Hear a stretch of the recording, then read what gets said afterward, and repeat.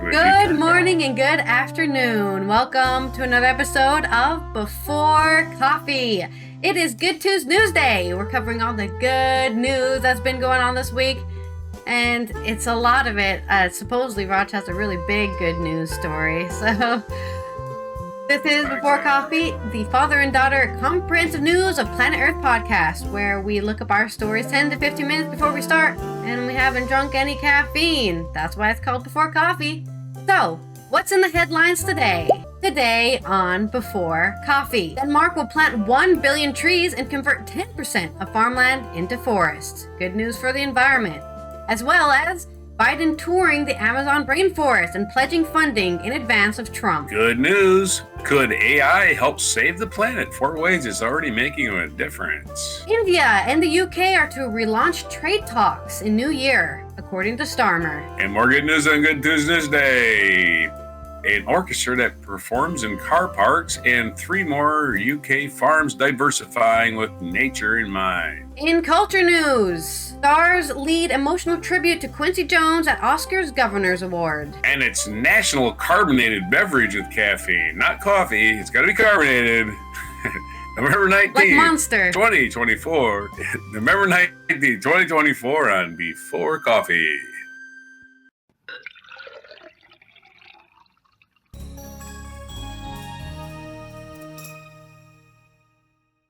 Gotta drink those energy drinks with that, 2 servings of caffeine that everyone drinks.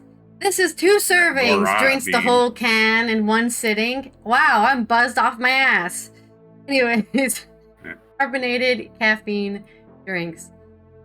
In environmental news, This is good news for people in Denmark who will have more oxygen and, I guess, not less smog, because they're planting more trees, 1 billion trees to be precise, and converting that farmland that's creating those methane bombs we talked about yesterday into forests. You know what doesn't create methane bombs? Forests. Danish lawmakers on Monday, which was the 18th of November, agreed on a deal to plant 1 billion trees and convert 10% of the farmland into forests and natural habitats over the next 2 decades in an effort to reduce fertilizer usage. This is from AP out of Copenhagen, and it's not written by anybody. It's written by God.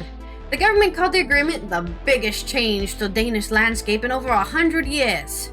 The Danish nature will change in a way we had not seen since the wetlands were drained in 1864, said Jeppe Bruce, head of the Denmark's Green Tripartite Ministry, created to implement a Green Deal reached in June among farmers, the industry, and the labor unions and environmental groups. Under the agreement, 43 billion kroner, or $6.1 billion, have been earmarked to acquired land from farmers over the next 2 decades, the government said. Danish forests would grow on an additional 250,000 hectares, or 618,000 acres, and another 140,000 hectares, or 346,000 acres. Those numbers are so big, I don't know what they mean. Which are currently cultivated on climate damaging. I wish they said something fun like 3 football fields or something. Probably way more. Probably like 20 or something. 20 football fields worth of trees. I'm just an American. I'm just a dumb American. We only understand football field. Yeah, exactly. If they said something like 2 Empire State Buildings, I would understand. Right, exactly, because we know exactly what that weighs. They're currently cultivated normal building being on your head would just be nothing. Yeah, exactly. These lands are currently cultivated on climate-damaging, low-lying soils and must be converted to nature. Currently, 14.6% of the land is covered by forests. The deal was reached by the 3-party Danish government, made up by the Social Democrats, the Liberals, and the Center Moderates. The Socialist People's Party, the Conservative and Liberal Alliance, and the Social Liberal Party. That's a lot of parties, and they've all agreed to turn their entire country into a forest. A vote in Parliament on the deal is considered a formality. In June, the government said livestock farmers will be taxed for the greenhouse gases emitted by their cows. Yes, we talked about that. See, this is what everyone should do. Just like, okay, you can't tell them don't have any cows or don't have pigs or sheep. You can't say limit yourself to 15 or something. So instead they say if you are emitting a lot of methane, you're gonna have to get charged for that, buddy. And of course, they'll just argue, oh, your apparatus isn't measuring properly. Anyways, they're the first country that is doing so and taxing their farmers for major source of methane emissions, one of the most potent gases contributed to global warming. So good job, Denmark, for taking the stand against climate change. More countries need to do what they're doing. Because I know the Netherlands needs trees, okay? There's so much farmland here, the wind is like wind force 4 all the time, and that's bad. The wind erosion is crazy here because the land is flat. It's basically a swamp, but there's no trees in the swamp. And I think we should do that. We should just build more trees. Just build them. Put them up. Okay. Speaking of trees and forests, President Joe Biden has visited the Amazon rainforest and is pledging money before, I guess, no money will be sent anywhere. This is by Shannon Hanbury on mongabay.com news. U.S. President Joe Biden made a historic visit to Brazilian Amazon on the 17th, which was Sunday, where he pledged $50 million for state-led Amazon Fund to help conserve the world's largest and most biodiverse rainforest. It's often said that the Amazon is the lungs of the world, but in my view, our forests and natural wonders are the heart and soul of the world, Biden said at a press conference at the Botanical Garden in Manaus, the largest city in the Amazon. So let's preserve this sacred place for our time and forever, for the benefit of all humanity. Biden's visit marks the first time that a U.S. president has visited the Amazon rainforest while in office. Plenty of them go there for a holiday, I guess, after they're out, but he's the first one to go there while he could actually do anything for him. His funding pledge, subject to approval by the U.S. Congress, comes just 2 months before Donald Trump, a climate change skeptic who won the U.S. elections, is set to resume the presidency. Observers say they expect a drastic backpedaling on all climate issues. It's no secret that I'm leaving office in January. I will leave my successor and my country a strong foundation to build on if they choose to do so. They're not going to, but thanks Biden anyways for saying that.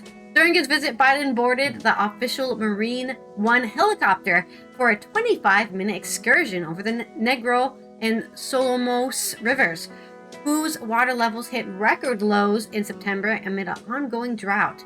Biden was accompanied by Brazil's leading climate scientist, Carlos Nobre, and U.S. climate envoy John Podesta. The extreme degradation and deforestation in the surrounding areas were visible from the air, Nobre told Mangobe, saying that the U.S. president saw illegal fires, burned plots of land, and effects of climate change-fueled drought over the last 2 years. Many tributaries of the Amazon and Rio Negro were bone dry, with countless boats and ships stranded in the dried-out sections, Nobre said in an audio message. We also flew over 2 active forest fires south of Manaus. These fires aren't in agricultural zones or pastures. They were deep in the forest, which is incredibly alarming. Later in the flight, we passed over a well-protected conservation unit northeast of Manaus. It was striking to see the well-protected forest alongside degraded areas, he added. Same day, the White House announced support for private sector investment in large-scale reforestation and carbon capture project led by financial institutions such as Brazil's BTG Pactual, the largest investment bank in Latin America. Biden said that U.S. international climate finance has surpassed his administration's $11 billion goal, up from the $1.5 billion in 2021. Though Mangobe has previously reported that some of these investments were funneled into commercial tree farms rather than biome conservation. I mean, you're going to always have a little corruption because people are always looking to grab some money. So, there is your news on the building forests and helping the trees stay alive, both in the Amazon and in Denmark. On to your story. Right. Okay. Market news. We talk about AI a lot and all the ridiculous crap that people are expecting it to do. Never seen a positive light around here, really. Yeah. But Positive.news has a positive news story from Martin Wright. AI could help save the planet. Here's 4 ways. Might AI yet prove a useful ally? We nitpick now how it's aiding conservation efforts when it comes to forest food and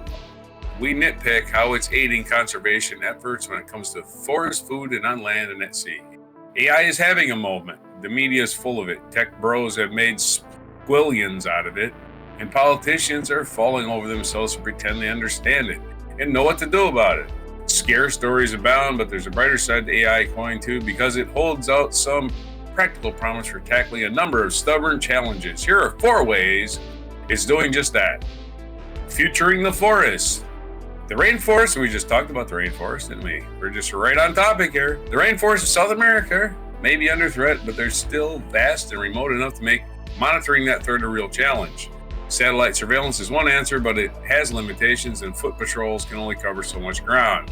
Q drones. Equipped with sophisticated cameras and motion sensors, they can soar almost silently through the canopy, spotting the slightest sign of illegal logging or other disturbance. AI is able to decode and analyze their findings within seconds, giving real-time reports of emerging threats, such as signs of a new logging road, to allow prompt action to nip them in the bud.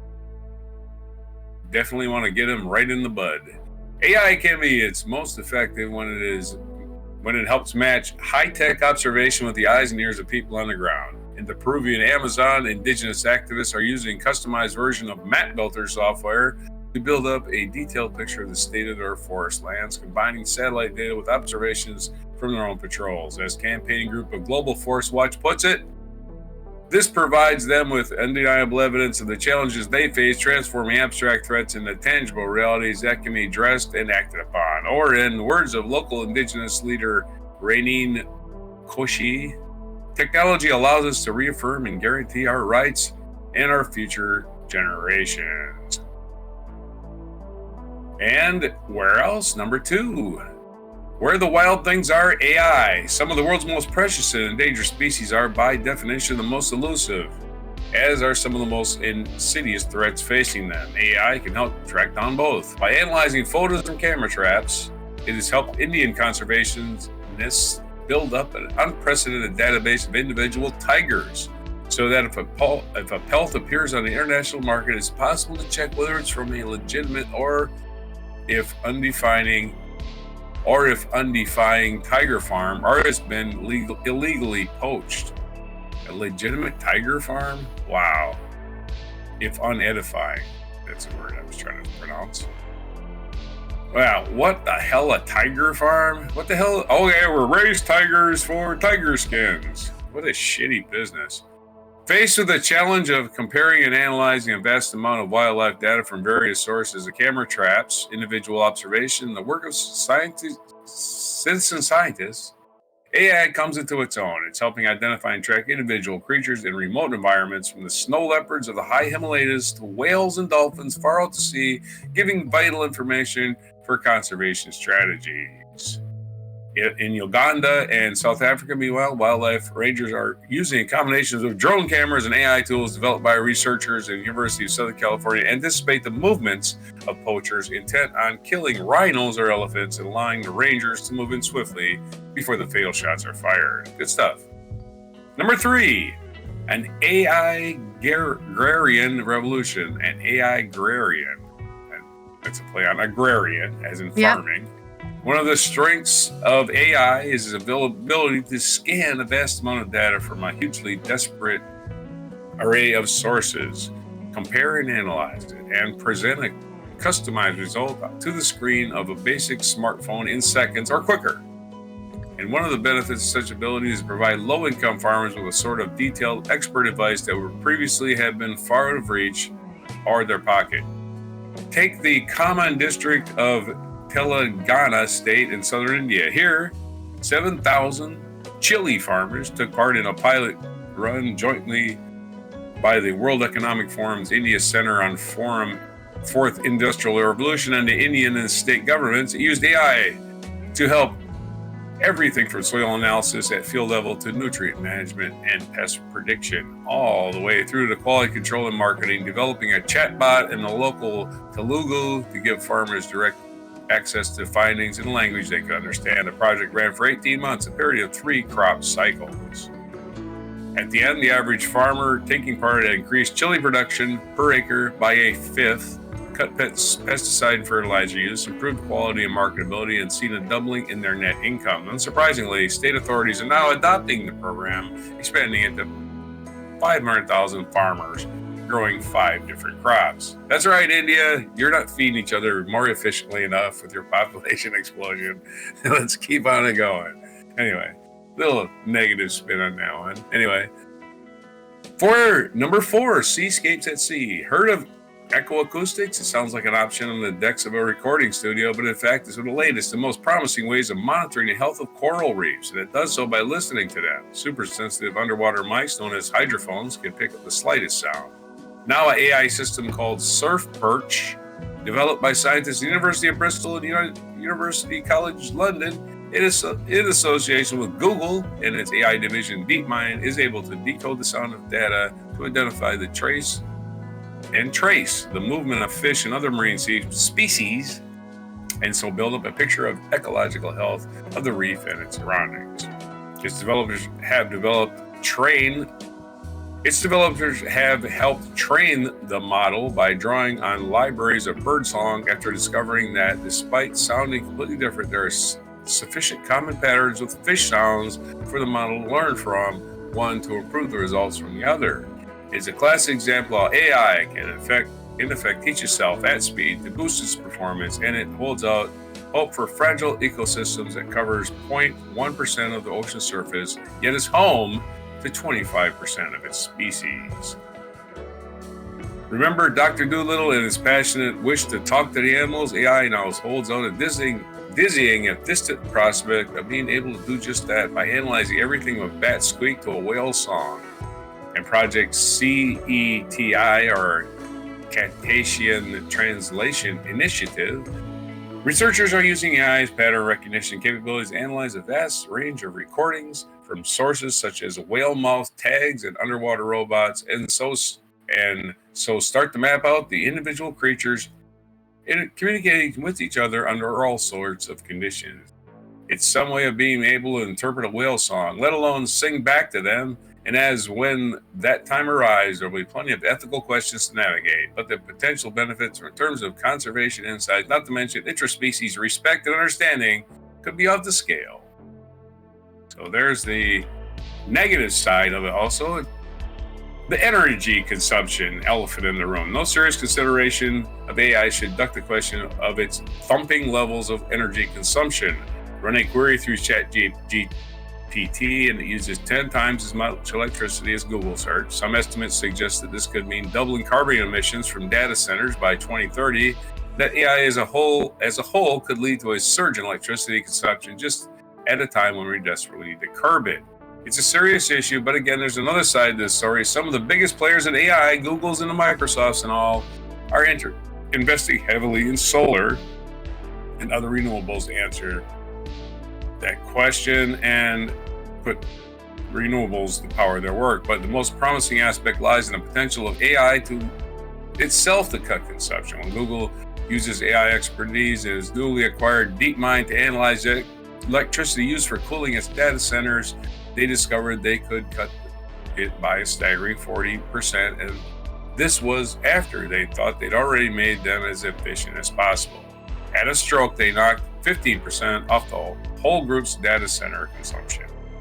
So there's a little bit more after this story, but I've already run it off. There's 4 great things the AI is doing for nature. Back to you. Thanks, AI, for being slightly useful. Something. Having an effect. We will see. I guess we'll see what happens in by 2050 or whatever, when everyone's decided that's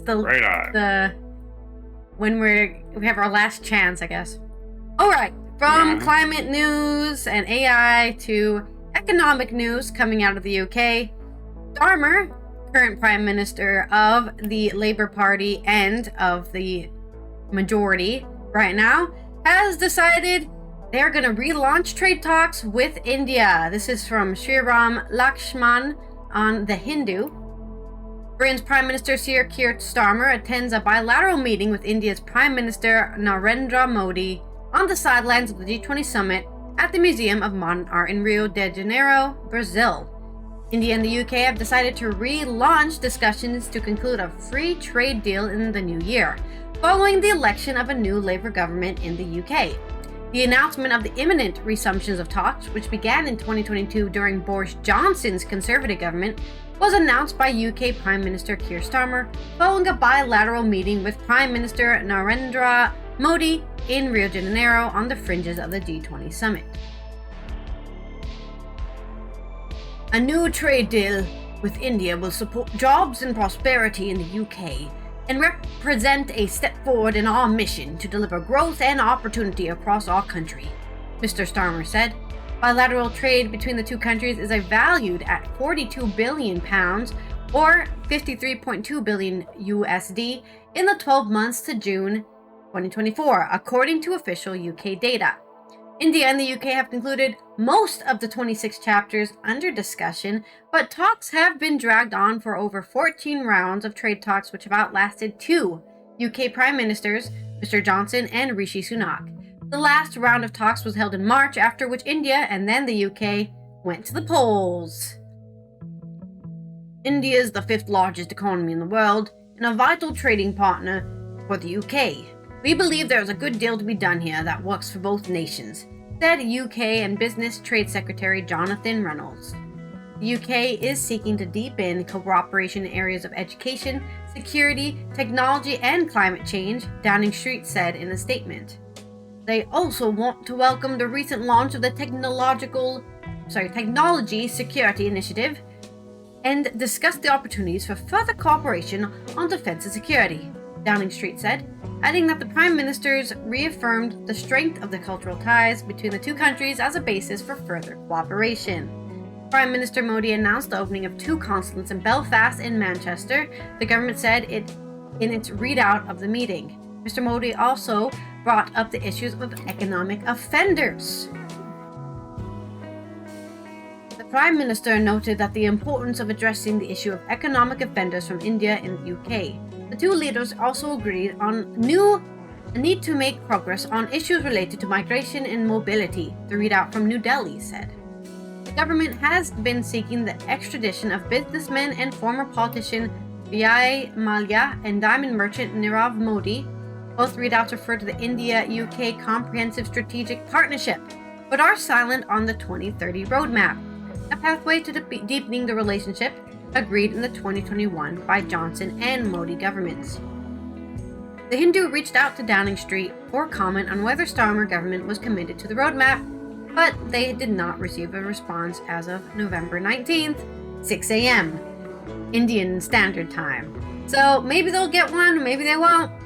But who knows if they're actually going to follow this roadmap that was made in 2021 by Boris Johnson when he was Prime Minister, or if they've just drawn up a whole new roadmap and a whole new thing they're going to do. But that's good news for India and the UK, and I don't know, trading has always been a thing for both of them, especially when they were a colony. But this time they make the rules. That's my story. On to your next story. All right. We're going to talk about an orchestra that plays in car parks, car parks is a British name for parking lots, we call it in the United States. This is from Lucy Purdy in Positive.News. By performing in unconventional spaces, the multi-story orchestra brings classical music to young people who might not otherwise encounter it. Surrounded by concrete in a low ceiling space that could optimistically be called as Surrounded by concrete in a low ceiling space that could optimistically be described as intimate, musicians sit with bows poised, mouthpieces at the ready. They are there to perform a prom. But this is a long way from the South Kensington, and that's the point. This is a car park in Peckham, South London, and this is the multi-story orchestra, the pioneering ensemble that made a habit of performing in unconventional spaces, notably multi-story car parks, in a bid to bring classical music to young people who may not otherwise encounter it. Founded in 2011 by composer Kate Whitley and conductor Christopher Stark, it's seen young musicians tour throughout the UK, collaborating with local choirs and instrumentals along the way, while maintaining a strong connection to its native southeast London. This autumn, the orchestra has been performing a show called Verified as part of the South Bank Center's Autumn-Winter Classical program, featuring a set of songs written by the orchestra's own artists, as well as a new script by Peckham-based playwright Montel Douglas that explores the search for acceptance and authenticity in the digital age. And these guys are all crammed into a parking lot in a parking garage. You gotta see this. The multi-story orchestra performs at Bold Tendencies, a not-for-profit arts organization based in the rooftop spaces at Peckham multi-story car park in South London. This picture. Dupree McCoy has been part of the multi-story since he was 12, initially playing clarinet before going on to sing with the ensemble as part of its Young Creatives program. It is more than just an orchestra, he told Positive News. It's a family where performers come together to create something extraordinary. Another performer, Flame, said, multi-story made me feel invincible. I never want to let it go of that feeling. Positive, and there's your short but sweet story on Positive News about an orchestra just going around England playing in, it says car parks. They're talking about the enclosed parking garage types where you can really capture the sound. Yeah. Other positive news, 3 more. Yeah. Although it's going to be bouncing right back at you in those cozy little places. So the sound will. Other positive news is from Alexa Phillips. 3 more UK farms diversifying with nature connection in mind. Harnessing creativity, education, and healing. These once conventional farms are evolving. Harnessing creativity, they're doing the same thing. As more UK farmers find their livelihoods under strain and the health benefits of being in nature now indisputable, more and more, once traditional farms are undergoing a process of reinvention, offering everything from outdoor science lessons and summer camps to glamping and nature-based projects. Here are 3 farmers who are using their land to serve communities in creative ways. The Barn KT9 on the outskirts of London was created by 4th-generation tenant farmers Charlie and Emily Woodall after Emily qualified as a personal trainer. The couple converted an outbuilding into a gym between COVID lockdowns. This has evolved into glamping, mother and baby sessions, and a cafe, group therapy sessions and events. So she's glamping. What is glamping exactly? Do you know what glamping is? No, but I can look it up. Glamping. Yeah, I love how they use words that everybody's supposed to know. Process. I'm not camping, but using glamorous established camping. structure to camp. Glamorous camping. So you go camping, but it looks posh. I don't know. So this is the one farm. The Barn KT9 is repurposing for glamping, group therapy, and the gym. Another one. The sounds like a bunch of hipster Alice stuff, you know? Favre inherited Chesil Estate. This is another way, ancient rituals and storytelling. Alice Favre inherited Chesil Estate in Dorset in 2017. She describes herself as a custodian of the land, and since COVID has run community events, including waysale celebrations, tree planting days, and storytelling walks. Let's do that sentence again. Since she has started since COVID, she has run community events, including wassail celebrations.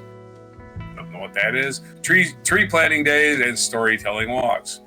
4 local families started allotments after she offered free land for nature-based projects.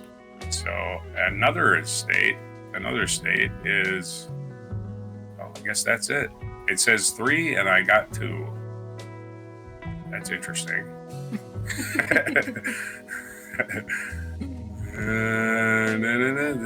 No, there's not a third one.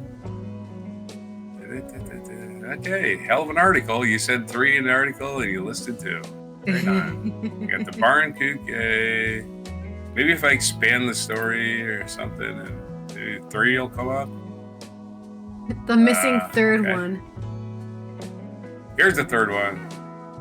Frances Harris and her husband Fergus Lyon invited local schools to visit Esthall Farms in Herefordshire when their own children were young. Harris went on a train to Forest School in order to lead sessions in the farm. His activities in the farm have included outdoor science lessons and summer camps.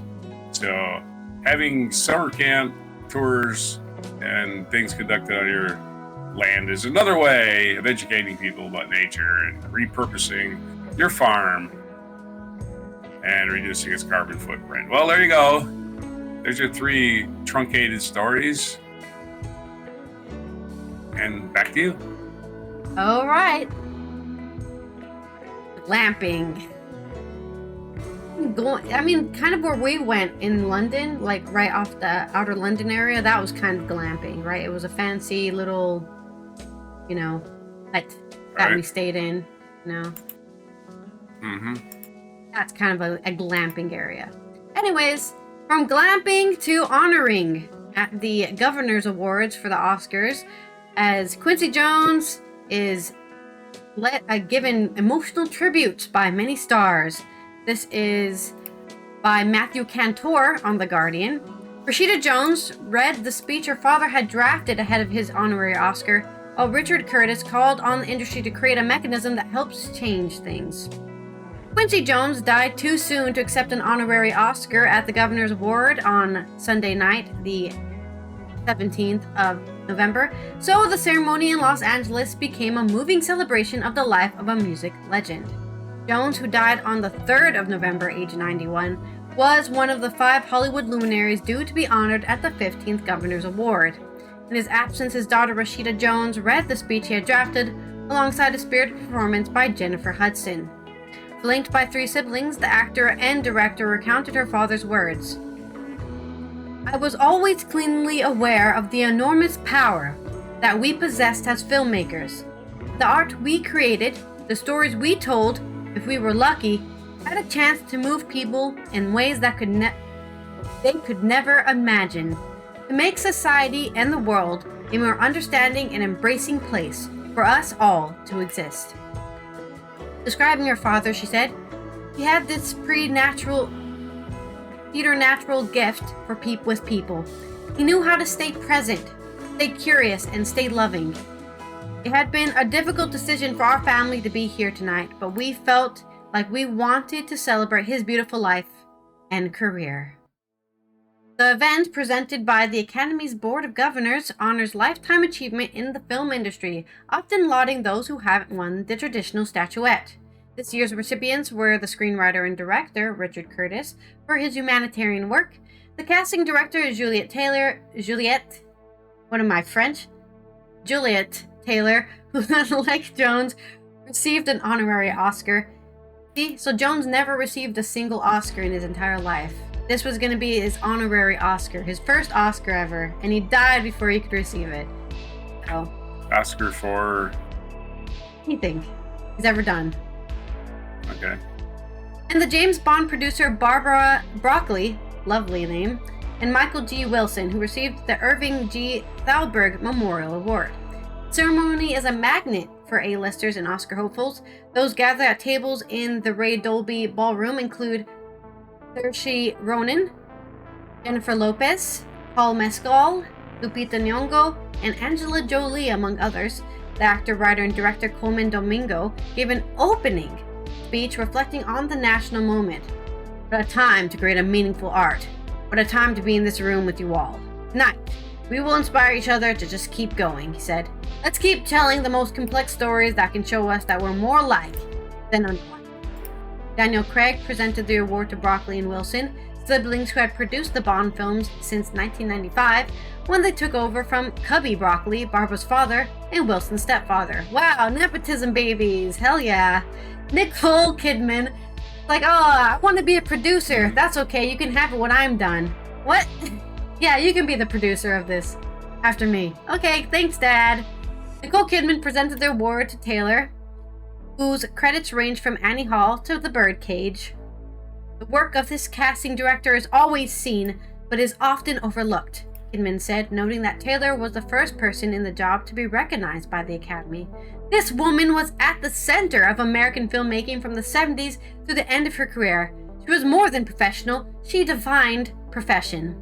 After Taylor, Hugh Grant begrudgingly presented Curtis's Better Than Nothing Oscar, needling his friend for initial resistance to casting Grant in 4 weddings and a funeral.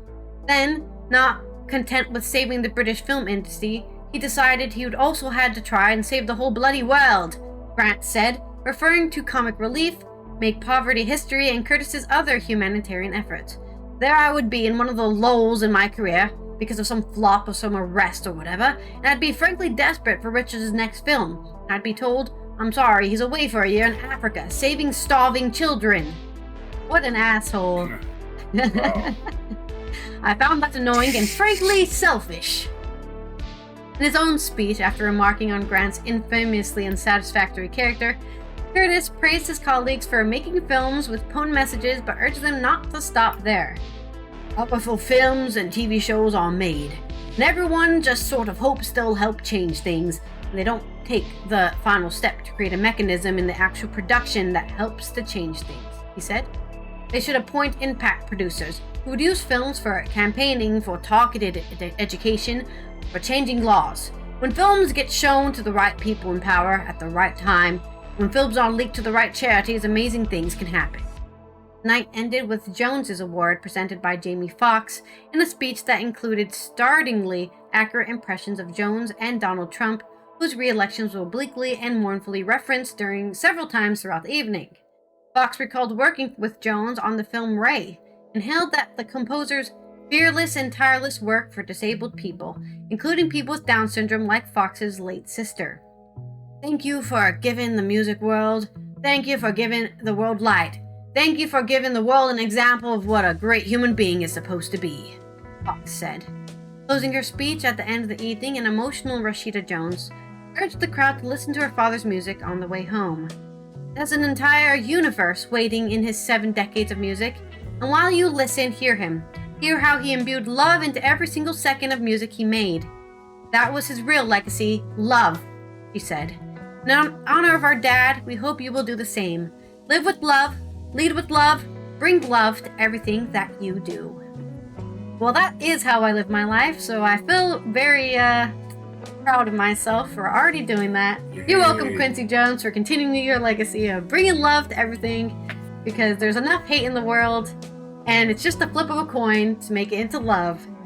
So there's your positive spin on this quite tragic event of Quincy Jones' death, but also a lot of other people were given awards here, so it wasn't just about Quincy Jones.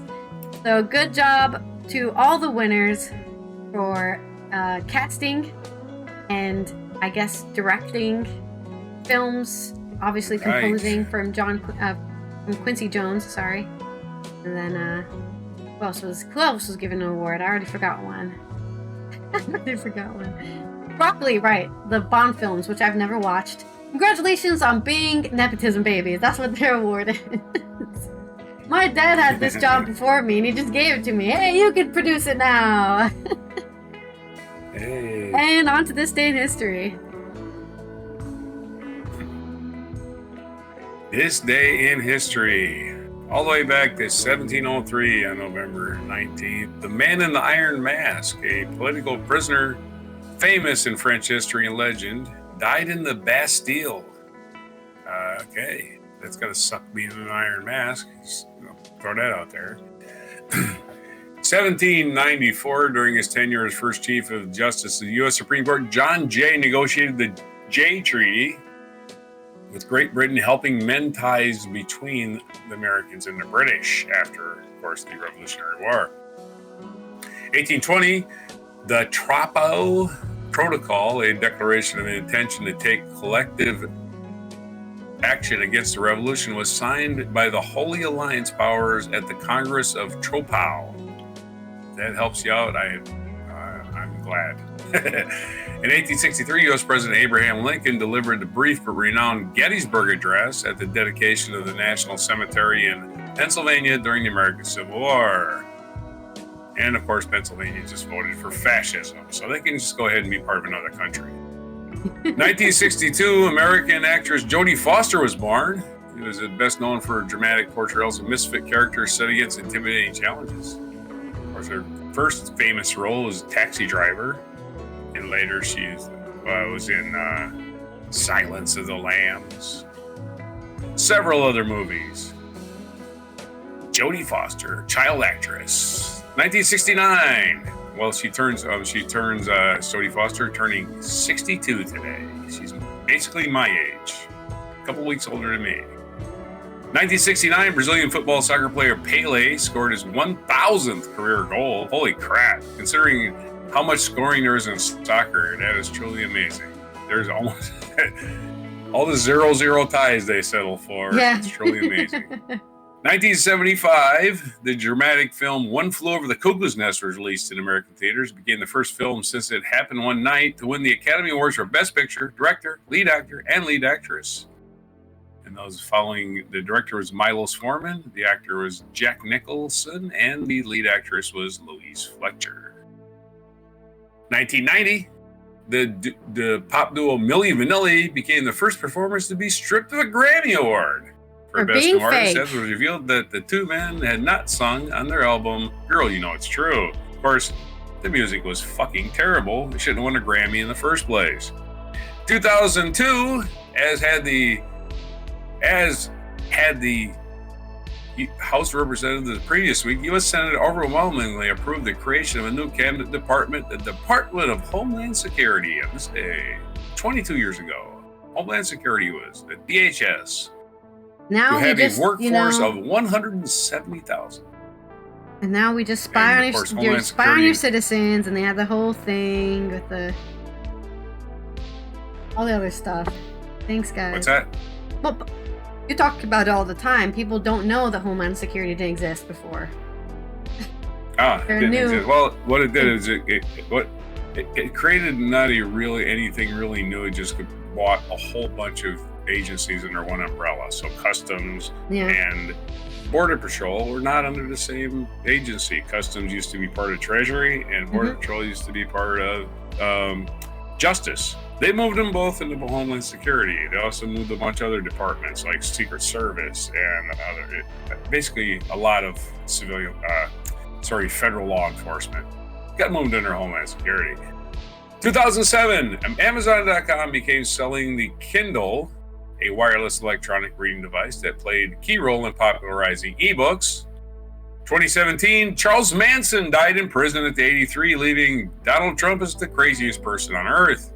American criminal and cult leader Charles Manson, whose followers carried out several notorious murders in the 1960s, notably those at the home of Sharon Tate.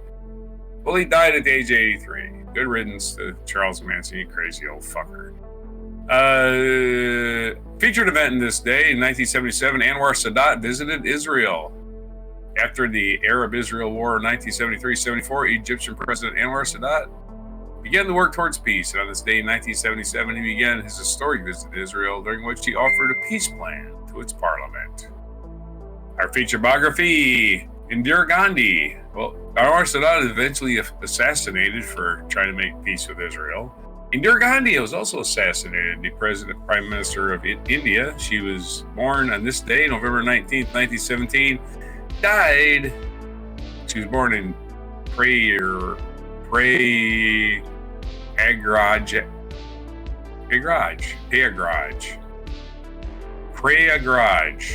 India, in November 19th, 1917. Died October 31st, 1984, at the age of 66 in Delhi. So happy birthday to Indira Gandhi. He didn't live long enough. Neither did Anwar Sadat. Other birthdays today, 1835, Lakshmi Bai, Queen of Jhansi, was born. In 1917, we did Indira Gandhi. The president of Egypt, or former president of Egypt, Abdel Fattah al-Sisi, born in 1954. Actually, he is the current president of Egypt. Take that back.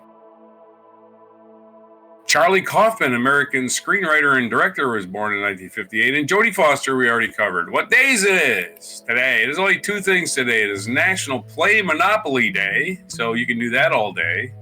And while you're playing Monopoly, you can have a carbonated beverage with caffeine, because it keep you awake all night and keep you going to the bathroom constantly.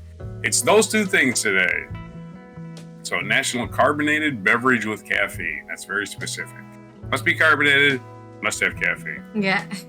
And it must be a beverage. Those three things. So, those two things today on November 19th, 2024 on Before Carbonated Beverage with Caffeine.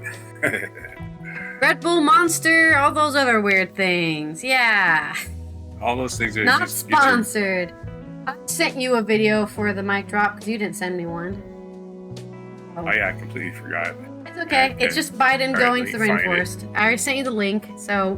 Give me a second or two here. Yeah, that's okay, because I have to do the outro. Thank you, everyone, for watching. This has been Ally from the Netherlands and Rog from the United States, as we've covered today's good news stories about people trying to fight against climate change and trying to bolster their economies and all that fun stuff, and giving honors to people who should have gotten honors long, long ago. Tomorrow will be Wacky and Weird Wednesday. We'll cover all the wacky, weird news stories. I already found one about hamsters, so that's going to be some exciting wackiness. So if you need to see what weird oddities are happening out there in the world, don't forget to subscribe if you're not already. Turn that notification so you know when we go live, and post a video so you can see all the wacky news that's been happening this week. Are you ready? I'm ready. Okay. Well, then without further ado, I hope you guys have a good rest of your Tuesday, and you better have one because it's Good Tuesday. And here is our mic drop moment. Good to see Joe getting out of the office. I look at him though; he just looks like a farmer. He's just, not wearing a suit, right? He's just wearing going down to the farm. Clean energy revolution that's underway in America. Mm-hmm. But nobody, he's got his aviator sunglasses on now. Can reverse it. Nobody. It's sad that he's the first president to ever visit the biggest forest in the world. I'm proud to announce, first, the United States Development Finance Corporation will mobilize hundreds of millions of dollars in partnership with the Brazilian look at it, it's huge. For miles and miles of forest, Second, we're launching a Brazil Restoration and Bioeconomy Finance Coalition to mobilize. And Brazil got rid of their lousy president. By 2030 to restore and protect hopefully for good 20,000 square miles of land. And third, I'm announcing an additional $50 million to the Amazon fund that's already given $50 Walks better than I do. Fourth, we'll provide the funding I think he walks the same as you do. I don't think you walk the moment. Last year you weren't walking that bad. When we were walking all over Europe, you didn't look that bad. Yeah, that was last year. Oh yeah, that's the past. Look at that! They did a traditional kind of show and dance. And soul of the world. Yes, that's right. Amazon forest is incredibly important to our planet. They make us proud of our country's and heritage. A bridge to the past and to our future. A birthright we pass down from generation to generation.